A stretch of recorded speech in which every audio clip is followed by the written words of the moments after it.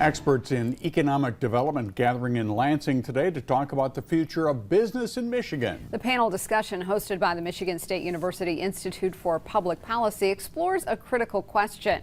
Is Michigan on the road to economic ruin or prosperity? News 10's Riley Connell tells us more.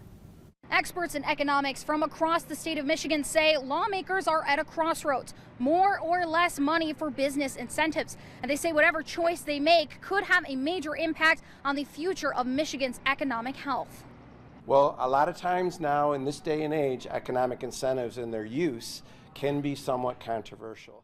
Economic incentives, a tool used to influence businesses to plant their roots in the state of Michigan, sometimes in the form of grant funding or maybe a tax break.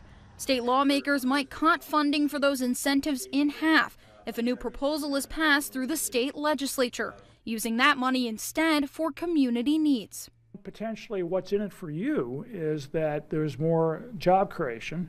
That means it's easier for you or your kids or your friends to get jobs, and it puts some upward pressure on wages. A payout to large corporations up front with the potential to benefit communities long term, according to economist Tim Bardick, while others say it's time to stop writing big checks to big business. The legislature so far has authorized $4.4 billion in business subsidies, and they're contemplating $2.5 billion more with legislation on the table right now. And that money would be better spent elsewhere, and I think that's something that both the people on both sides of the aisle ought to care about.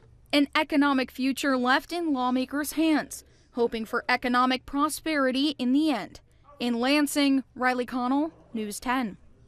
Economic developers say influencing businesses to come to Michigan has become even more critical as competition with other states reaches an all-time high.